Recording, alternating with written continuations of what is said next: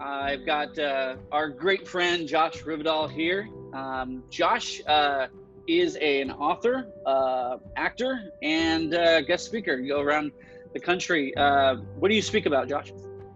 Hey, John, I talk about mental health and suicide prevention. Those are my two big topics. So the reason I talk about these topics, first and foremost, I originally started talking about suicide prevention because I lost my dad to suicide 11 years ago. I was 25, my dad was 60, and I have a history of this in the family. So my grandfather, 40 some odd years prior to losing my dad, he died by suicide as well. And it was never something that we talked about in our home. My dad kept that a secret. I found out from my mother when I was a young teenager.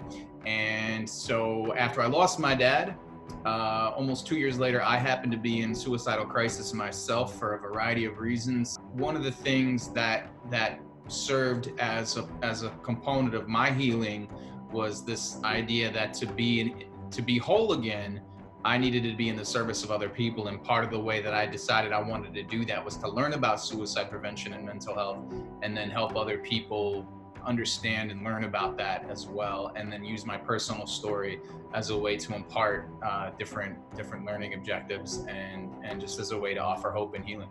Now, this was probably then a pretty busy month. Mental Health Month for sure. Yeah, it's very busy, and been able to offer some opportunities to do online events for various universities and colleges and high schools and things like that. Just talking about mental health and how to live mentally well in difficult times. Well, what do you think is the most important thing about mental health awareness month? We need to get on the same page with our vocabulary so that we know what we're talking about. And that means that mental illness and mental health are not one and of the same.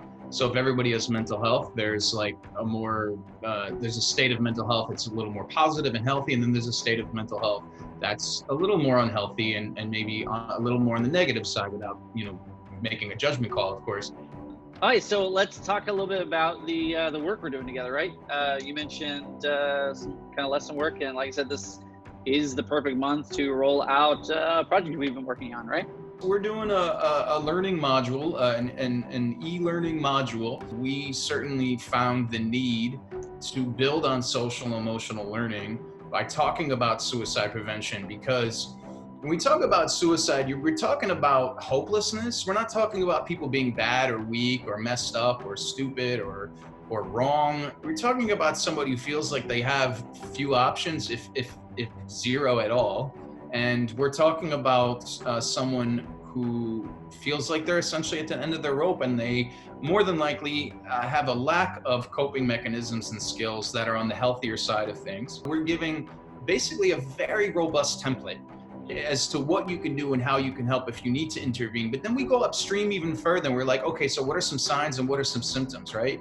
And what are we looking for, and what are some risk factors? And so if we know what to look for, and we know why people are going through what they're going through, then we can listen differently, listen healthier, listen better. A lot of times what people are going through, they don't say, I want to die, or I feel like garbage and I don't want to live anymore. It's very nuanced. Like, what if I weren't here any longer? I feel like such a burden, or I'm just done, I'm over it. This is a lesson for everyone. This is a lesson for everyone in how to be socially aware of your friends, your family members, and people around you, and to recognize and think empathetically, what are they dealing with? It's not, like you said earlier, it's not service level.